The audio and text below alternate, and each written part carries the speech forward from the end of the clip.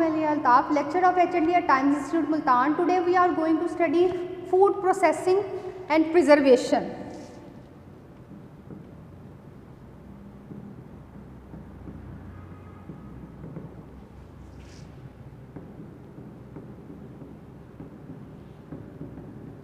Food processing and preservation में जो है वो हम लोग डिफरेंट टेक्निक्स को वन बाय वन स्टडी कर रहे थे कि कौन से हमारे प्रिजर्वेशन की टूल्स एंड टेक्निक या हमारे वेज ऐसे हैं जिसकी वजह से हम अपनी फूड को फ्यूचर के लिए स्टोर कर सकते हैं, उसमें माइक्रोबियल कॉन्टामिनेशन ना हो, माइक्रोबियल ग्रोथ ना हो और वो फर्दर जो है वो हमारे लॉन्ग टाइम के लिए स्टोर रह सके।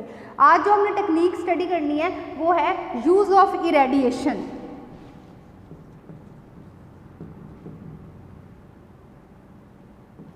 इरेडिएशन का मतलब क्या है? इरेडिएशन का मतलब होता है अल्ट्रा वायलेंट रेज, जो कि हम अपनी फूड में अप्लाई करते हैं और माइक्रोबियल ग्रोथ जो हमारी हो रही होती है उसको हमने किल करना होता है। अब हम डिटेल देख लेते हैं हमारी कि यूज़ ऑफ इरेडिएशन में हमारा क्या आ जाता है। The solar system is an important natural source of electromagnetic waves in the earth. सूरज जो है हमारा, सोलर सिस्टम जो है वो हमारा सबसे बड़ा वेज है जो कि हमारी जो है वो अल्ट्रा वायलेंट रेज जो है वो हमारी ज़मीन तक भेजता है। उस सूरज से ऐसी शुआएँ निकलती हैं जो कि हमारी ज़मीन तक आती हैं। वो एक नेचुरल और बिगेस्ट सोर्स है हमारा अल्ट्रा वायलेंट रेज प्रोड्यूस करने का। These are oscillating electric field travelling through space accompanied by similar oscillating magnetic field. और ये जो है मैग्नेटिक फील्ड के थ्रू जो है वो हमारी रेज आ रही होती हैं ज़मीन में। डिफरेंट किस्म की इलेक्ट्रोमैग्नेटिक रेज जो है वो डिफरेंट किस्म की इलेक्ट्रिक फील्ड के थ्रू जो है वो हमारी ज़मीन तक आ रही होती हैं। In other word electromagnetic waves are simply electric and magnetic field and posses energy like an other field in nature. Sometime क्या है, इलेक्ट्रोमैग्नेटिक रेज जो है वो एक ऐसी इलेक्ट्रिक पावर है जो कि आमतौर पे एक फील्ड से दूसरी बॉडी में, मतलब एक बॉडी से दूसरी बॉडी में ट्रांसफ़र हो रही होती हैं। सूरज से जो है वो ज़मीन तक आ रही हैं अल्ट्रा वायलेट मैग्नेटिक रेज जो है वो इलेक्ट्रिक फील्ड के थ्रू, और वो यहाँ पे आके जो है वो डिफरेंट वर्क प्रोड्यूस कर रही हैं। यूनिट्स ऑफ मेजरमेंट्स की अगर हम बात करें कि आमतौर पे कौन से हमारे यूनिट्स ऑफ मेजरमेंट्स हैं, रेडिएशन को मेजर करने के लिए या इलेक्ट्रोमैग्नेटिक वेव्स को मेजर करने के लिए यूनिट्स ऑफ मेजरमेंट्स हमारे कौन से हैं? आमतौर पे जो यूनिट है हमारा वो हर्ट्स के तौर पे, मतलब हर्ट्स इसको कहते हैं, और Hz से फ्रीक्वेंसी, मतलब इसको जो इलेक्ट्रोमैग्नेटिक वेव्स की जो फ्रीक्वेंसी है उसको हम हर्ट्स के थ्रू जो है वो मेजर करते हैं और Hz सिंबलाइज करते हैं। The smaller wavelength are normally describe in angstrom और नैनोमीटर्स में। Nm में नैनोमीटर में या फिर एंगस्ट्रॉम में इसको मेजर किया जाता है। ठीक है, जो स्मॉलर वेवलेंथ होगी, जो बिगेस्ट है वो हर्ट्स में ही मेजर हो जाती है। Frequency is designated by hertz और मल्टीपल्स ऑफ हर्ट्स।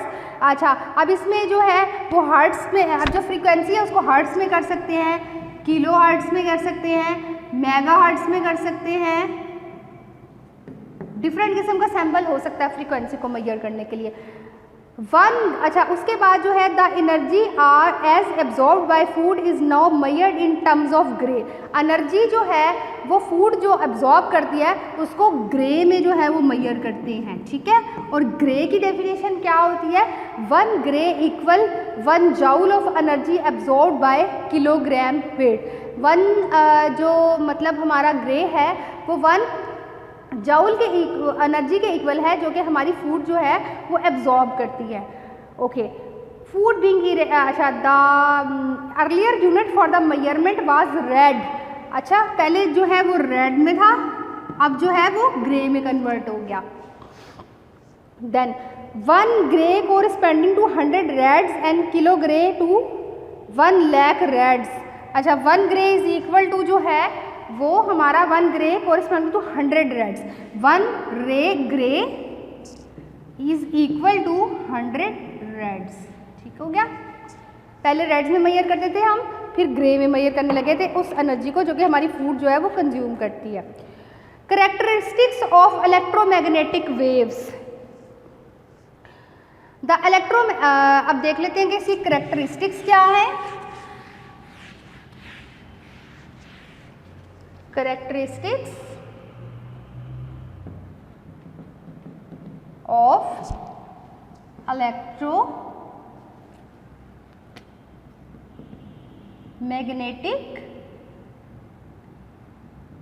रेज।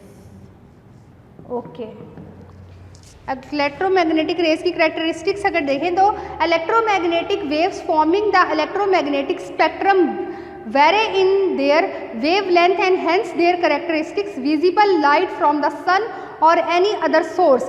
ये जो है वो एक रे मतलब एक रे बनाती है। अब जैसे फॉर एग्जांपल आप देखें यहाँ सन है, यहाँ आपकी अर्थ है, तो ये एक रे की कंडीशन में जो है वो आपकी लाइट आती है, इलेक्ट्रोमैग्नेटिक रेज जो अर्थ पे आती है। ये जो रे होती है ये इसकी करेक्टरिस्टिक्स है कि ये आमतौर पे जो है 400 से 700 nm की रे होती है। ठीक है, visible light and covers a wavelength ranges of, ये एक विजिबल लाइट है। आमतौर पे जब आप देखें तो एक अंधेरा कमरा है, ठीक है, तो एक विंडो है बड़ी जहाँ से लाइट आ रही है अंधेरे कमरे में, तो आप देखते हैं कि वो रोशनी एक रे की सूरत में आ रही है और वो इमेज बना रही है। तो उस रे को जो है वो विजिबल लाइट होती है एक हमारी, जो कि हमें रोशनी प्रोवाइड कर रही है या हमें एनर्जी प्रोवाइड कर रही है, जो कि हमारी फूड जो है वो एब्जॉर्ब करती है। इसको रेडिएशन कहेंगे जो कि सूरज की वजह से ज़मीन पर आ रही है, या इलेक्ट्रोमैग्नेटिक रेज कहेंगे। The radiations from these fractions are directly benefit to all forms of life। ये हमारी आमतौर पे तमाम लाइफ टाइप की लाइफ के लिए ज़रूरी होती है। Along with the visible portion of the spectrum, the infrared ray wavelength, infrared ray होती है the reach the earth from the sun, जो कि आमतौर पे हमारे सूरज से जो है वो ज़मीन पे आ रही है। Infrared and microwave radiation have produced practical application for heating in cooking and gadgets. अब ये आमतौर पे कुकिंग, इंफ्रारेड रे और इलेक्ट्रोमैग्नेटिक रे जो मिलके जो है वो हमारे लिए बेनिफिशियल प्रूव होती हैं, जो कि हम आमतौर पे कुकिंग वगैरह कर सकते हैं और डिफरेंट हमारे हीटिंग यूटेंसिल्स में यूज़ होती है। Electromagnetic wave having wavelength of 10⁻⁶ to 10⁻13। Electromagnetic rays जो है 10⁻⁶ to 10⁻13 तक जो है वो वेवलेंथ रखती हैं। और हमारी जो दूसरी आ जाती हैं कि अल्ट्रा वायलेंट जो हमारी रेज हैं वो आमतौर पे शॉर्टर वेवलेंथ होती है और विजिबल लाइट होती है, और ये 10 to 14 ये आमतौर पे जो है वो हमारी 10 to 14 nm की होती हैं। ठीक है, तीन टाइप की हमने रेज देखी, इलेक्ट्रोमैग्नेटिक रेव होती है, अल्ट्रा वायलेंट रेज होती है, इंफ्रारेड रेज होती है, जो कि आमतौर पे हमारे सूरज से ज़मीन की तरफ आ रही हैं और हम फर्दर जो है उससे कुकिंग या डिफरेंट किस्म के अपने यूटेंसिल्स यूज़ कर रहे हैं, और वो डिफरेंट किस्म की फ्रीक्वेंसी रखती हैं हमारी और डिफरेंट किस्म की इनकी वेवलेंथ होती है। Sources of electromagnetic radiations, electromagnetic radiation, अब जो सोर्सेज क्या होंगे हमारे, सोर्सेज ऑफ मैग्नेटिक रेज या रेडिएशन। ओके, के सोर्सेज हमारे पास क्या क्या है। Electromagnetic radiation can be produce from different sources. Infrared are produce by all matter over a wide range of temperature from absolute zero upward. ये temperature से भी प्रोड्यूस हो जाती है कि अगर जीरो से अपवर्ड जा रहा है तो उसमें भी प्रोड्यूस हो जाती है। फर्दर इसके बहुत सारे हमारे पास वेज हैं जिससे हम इसे प्रोड्यूस कर सकते हैं। The most common source of commercial use includes electrical device incorporating transmitter of IR radiation such as quartz and rock salt.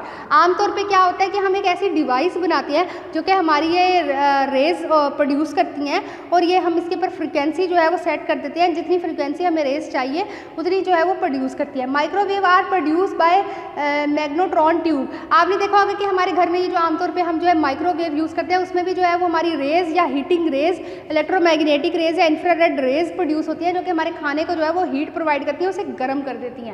तो ये इसकी एग्जाम्पल है बड़ी एक। Ultraviolet radiations are normally emitted by various hot bodies, e.g. electric arc and by electric discharge through gases. अब ये आमतौर पे हमारा इलेक्ट्रिक चार्ज होता है जो कि हम आमतौर पे जो है वो अपनी डिवाइस में जो है वो इलेक्ट्रॉनिक करंट उसमें डालेंगे जो कि हमारी वो मैग्नेटिक फील्ड पैदा करेगा और हमारी जो हमारा फूड का टेम्परेचर है, जो हमारा यूटेंसिल्स है उसको हीट करेगा और मतलब उस हीट की वजह से जब वो टेम्परेचर उसका रेस करेगा, उस हीट की वजह से जो हमारे माइक्रो ऑर्गेनिज्म उसमें प्रेजेंट होते हैं वो डेड हो जाते हैं। The food preservation by irradiation X-rays are generated from machine source operating at a low and energy level of 5 micro electron volts। 5 micro electron volts पे जो है उसका टेम्परेचर सेट करते हैं जो कि हमारी फूड होती है उसकी प्रिजर्वेशन में उसकी हेल्प होती है। Use of ultraviolet radiation, sources हमारे पास क्या आ गए थे कि हम एक या तो जो है वो सन से आ रही है या फिर हम ऐसी जो है वो डिवाइसेस प्रोड्यूस कर रहे हैं जो हमारी फूड को जो है वो उसे बचा रही हैं। यूज़ ऑफ, अब हम फर्दर देखेंगे use of ultraviolet radiation.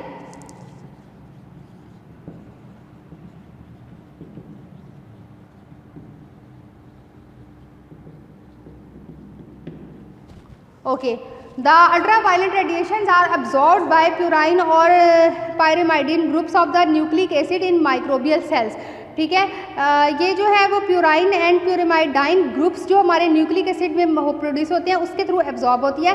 This इनवर्ली reduce in mutation, मतलब ये आमतौर पे जो है म्यूटेशन जो कि permanent change involving genetic material में जो है वो हमारे चेंज करती है। जैसे प्यूराइन एंड पायरिमाइडीन ग्रुप्स हमारे कौन से, जैसे डीएनए और आरएनए हमारे जीन म्यूटेशन से रिलेटेड जो हमारे ग्रुप्स होते हैं उसमें जो है वो ऑल्ट्रेशन कर देती है and evenly death of the organism, और जीन ऑल्ट्रेशन होने की वजह से जो ऑर्गेनिज्म होता है उसकी डेथ कर देती है। Special lamps are available that emit this radiation at the most germicidal wavelength. अब क्या है, अगर हम बात करें रेडिएशन की तो रेडिएशन का भी एक स्पेसिफिक टेम्परेचर हमने रखना है, ऐसा टेम्परेचर जो कि हमारी बॉडी के लिए जो है वो सूटेबल है और हमारी बॉडी में जो है वो फर्दर किसी किस्म की डिस्ट्रक्शन नहीं करेगा, वो हमारे लिए सेफ़ है। उसके लिए हम एक डिवाइसेस रखते हैं, डिवाइसेस में जो है वो हमने करंट सेव कर दिया कि इतना ही करंट हमारी फूड को मिले, अगर इससे ज़्यादा मिलेगा तो क्या करेगा, वो हमारी फूड को कार्सिनोजेंस को डिस्ट्रॉय कर देगा और जो है वो फर्दर हम क्या होगा कि हमारी फूड डिस्ट्रॉय होगी, जिसकी वजह से अगर हम उसको कंज्यूम कर देंगे तो हमारी बॉडी में भी डिस्ट्रॉयड फंक्शन आ जाएंगे। इसकी एक एग्जांपल ये भी हो जाती है कि फॉर एग्जांपल इलेक्ट्रिक शॉक्स दिए जाते हैं किसी पेशेंट को, इलेक्ट्रिक शॉक दिए जाते हैं तो हम इलेक्ट्रिसिटी जो उसको शॉक दे रहे हैं उसकी फ्रीक्वेंसी हमने फिट कर दिया, अगर वो उससे ज़्यादा एकदम डिवाइस पर वो सेट ना होकर इलेक्ट्रिक शॉक ज़्यादा चला जाए तो क्या होगा, पेशेंट जो है उसकी डेथ भी कॉज हो सकती है। तो वो क्या करता है, जो हमारे डीएनए और आरएनए जो हमारे जीन म्यूटेशन रेप्लिकेशन जो हमारे सब हैं हमारी बॉडी में जो है उसको जो है वो अल्टर कर देता है, जिसकी वजह से डेथ कॉज हो जाता है। तो उसका जो टेम्परेचर है उसको मेजर करने के लिए एक डिवाइस ही उसके साथ लगाना ज़रूरी हो जाता है। Use of ionizing radiation, ionising radiation are of short wavelength from the electromagnetic spectrum plus highly accelerated intra and extra nuclear particles such as electron, proton, alpha particles and neutrons. ये ionising radiation जो है वो आमतौर पे जो है वो different shortest wavelength की इलेक्ट्रोमैग्नेटिक स्पेक्ट्रम होती है जो कि इलेक्ट्रॉन, प्रोटॉन, न्यूट्रॉन और अल्फा पार्टिकल्स रखती है। These include X-ray and as well as alpha, beta and gamma rays. ठीक है, अब इसके फर्दर बहुत सारे रेज फंक्शंस हमारे पास हो सकते हैं रेडिएशन के, कि हम इसके थ्रू क्या कर रहे हैं, या तो हमने कोई अपनी फूड में से माइक्रो ऑर्गेनिज्म की ग्रोथ को किल किया है, या फिर हमने किसी ह्यूमन बींग का एक्सरे वगैरह करने के लिए जो है हम रेज डालते हैं बॉडी के अंदर, या तो जो है वो जैसे कोई पेशेंट जो है वो कोमा वगैरह में है तो फिर उसको डिफरेंट किस्म के इलेक्ट्रिक शॉक वगैरह किसी डिजीज़ वगैरह में देते हैं। तो इसके फर्दर बहुत सारे रोल हो सकते हैं कि किस तरह से हम उसको यूज़ कर रहे हैं। Living cells are particularly sensitive to this form of ionizing radiation which promote change that may lead to mutation and death of the cell. आमतौर पे क्या होता है कि जो ये इतनी सेंसिटिव अल्ट्रावायलेंट रेज है, ह्यूमन बीइंग जो है वो के लिविंग सेल्स के लिए ये सेंसिटिव होती है और उससे उसकी डेथ भी कॉज हो जाती है। That may lead to mutation and death. The dose required for such changes varies from the organism to an organism. अब ये डिपेंड करता है कि इसकी जो डोज है वो एक ऑर्गेनिज्म से दूसरे ऑर्गेनिज्म में डिफरेंट होगी। इफेक्ट ऑफ लिविंग, अब डिफरेंट आपकी जो है वो बुक में जो है वो 1 मीटर का एक कॉन्सेंट्रेशन बताई गई है कि एक हाथ है उसमें रेज डाली जा रही है और उससे रेज जाते हुए और आपके स्किन के अंदर जो है वो एंटर होती चली जा रही है। तो 1 मीटर की कॉन्सेंट्रेशन किस तरह से होगी? Effect on living organism but 1 to 10 gray would be lethal to man. ठीक है, क्या है जो अल्फा रेज है 1 से 10 की वो आपके सिर्फ हैंड पे ही पड़ती हैं, अंदर नहीं जाती। उसके बाद 0.1 से लेके 1 गीगाहर्ट्ज़ की जो है वो अंदर चली जाती हैं और अल्फा रेज हैंड पे पड़ेंगी, बीटा रेज अंदर चली जाएंगी और गैमा रेज जो है वो हैंड के आर पार बॉडी के अंदर चली जाएंगी। ठीक है, जो गैमा रेज हैं वो आमतौर पे जो है वो इतनी सेंसिटिव होती है कि वो बिल्कुल अंदर चली जाती है। अल्फा रेज जो है वो इतनी सेंसिटिव नहीं होती, वो कम मेगाहर्ट्ज़ की होती है और वो सिर्फ आउटर सरफेस पे रहती है। और बीटा रेज जो है वो टू सम एक्सटेंट जो है वो एंटर हो जाती है अंदर। कमर्शियल एप्लीकेशन अगर हम देखें तो क्या है हमारी कमर्शियल एप्लीकेशन इरेडिएशन की जो ये है वो हमारी सेफ्टी पर्पस से रिलेटेड होती है। Destruction of pathogenic bacteria parasites in public health signification in raw and minimally process foods वगैरह में हम आमतौर पे यूज़ करते हैं। माइक्रोबियल डीकम्पोजिशन ऑफ मतलब सीजनिंग वगैरह को, वेजिटेबल वगैरह को माइक्रोबियल डीकॉन्टामिनेशन से बचाने के लिए करते हैं। इंसेक्ट्स को मारने के लिए करते हैं। Inhibition of spores and bulb, जो हमारी ये जड़ें प्रोड्यूस हो जाती हैं हमारे वेजिटेबल्स के ऊपर, उसको जो है डिस्ट्रॉय करने के लिए यूज़ करते हैं। शेल्फ लाइफ एक्सटेंड करने के लिए यूज़ करते हैं। कंट्रोल ऑफ इंसेक्ट्स, पेस्ट वगैरह को कंट्रोल करने के लिए करते हैं। Enhancement of refrigerator shelf life. आमतौर पे जो हमारे कमर्शियल यूज़ है वो हमारा क्या है? पैथोजेनिक बैक्टीरिया को डिस्ट्रॉय करने के लिए हम कर रहे हैं। माइक्रोबियल डीकम्पोजिशन जो हमारी फूड की हो जाती है उसको सेव करने के लिए यूज़ कर रहे हैं। इंसेक्ट्स को मारने के लिए यूज़ कर रहे हैं। अपनी फ्रीज़र में जो स्टोरेज वगैरह शेल्फ लाइफ हमने इंट्रोड्यूस करनी होती है, मतलब फ्रीज़र में जो हमारी फूड स्टोर हुई है उसकी शेल्फ लाइफ इंक्रीज़ करने के लिए आमतौर पर रेडिएशन यूज़ करते हैं। और आमतौर पे ये जो हमारी जड़ें या स्पोर्ट्स वगैरह हमारी फूड के ऊपर हो जाती हैं उसको भी हम स्टोर करने के लिए यूज़ करते हैं। पास्चराइजेशन के थ्रू भी हम डिफरेंट किस्म की रेज एंटर करते हैं जो कि हमारी माइक्रो ऑर्गेनिजम्स को जो है वो किल करती हैं और फैट्स और ऑयल को जो है वो रेनिसिडिटी होने में और डिस्ट्रॉय होने के कार्सिनोजेंस जो हमारे प्रोड्यूस करते हैं उसको भी डिस्ट्रॉय करने के लिए हम आमतौर पर यूज़ करते हैं। और डिलेड राइपनिंग के लिए कि जो हमारी फूड वगैरह जो हमारी जल्दी पक जाती है उसकी फूड को बचाने के लिए एक जगह से दूसरी जगह स्टोर पहुँचाने से पहले हम उसको डिलेड राइपन करते हैं कि उसकी जो पकी हुई कंडीशन है वो थोड़ी सी डिलेड हो जाए। उसके लिए भी हम अल्ट्रावायलेट रेज का यूज़ करते हैं। अब देख लेते हैं effect of irradiation on food. Food पे जो है वो इफेक्ट क्या होता है इरेडिएशन का? Irradiation can cause a variety of change in living cells. Low doses can interfere with cell division and alter the biochemical reaction include in the ripening of fruits. ठीक है, जो लो रेडिएशन जो है वो राइपनिंग ऑफ फ्रूट्स जो है delay कर देती है। High dose can kill the cells thereby destroy microorganism and insect. अगर लो डोज में हम उसको दे रहे हैं तो हो सकता है कि वो उसकी राइपनिंग कंडीशन को थोड़ा सा डिले कर देती है और अगर हम हाई डोज में देते हैं तो जो उसके माइक्रो ऑर्गेनिज्म प्रोड्यूस हो रहे हैं वो उनको किल कर देती है। अब फर्दर देख लेते हैं कि इफेक्ट ऑन वाटर पे क्या होता है। When ionizing radiation strike the water molecule, the molecules is split technically called radiolyze several intermediate compound such as excited water free radicals और hydrogen and hydroxyl ions water molecules and hydrated electron results when these intermediate react with another and when other component of the food system is the presence of air there produce hydrogen। अब जब पानी के साथ जो है ये react करती है तो पानी में जो है वो हाइड्रोजन और ऑक्सीजन के जो हमारे मॉलिक्यूल्स होते हैं उसको सेपरेट कर देती है और एनर्जी वगैरह प्रोड्यूस करती है। अब इरेडिएशन के जो हमारे डिफरेंट टाइप की फूड पे हमारे क्या असरात होते हैं, किस तरह से हमारे वाटर पे, कार्बोहाइड्रेट पे, प्रोटीन पे, लिपिड्स पे और वाइटामिन पे ये रोल प्ले करती है, इसको हम नेक्स्ट लेक्चर में देख लेंगे। आज जो हम लोगों ने देखा वो ये था कि रेडिएशन क्या होती है, यूनिट्स ऑफ मेजरमेंट्स उसके क्या होते हैं, करेक्टरिस्टिक्स उसकी क्या होती है और उसके अलावा सोर्सेज ऑफ इलेक्ट्रोमैग्नेटिक रेज क्या है और यूज़ ऑफ अल्ट्रावायलेट रेडिएशन क्या है। नेक्स्ट हम देख लेंगे कि इसके जो है वो फूड पे हमारे क्या असरात हैं और जो हमारी डिटेल बाकी रह गई है उसको हम स्टडी कर लेंगे। आज के लिए जो है वो आपका टॉपिक ख़त्म हुआ। आप लोगों ने जो है वो इस टॉपिक को एक दफ़ा स्टडी करना है। Thank you so much. अल्लाह हाफिज़।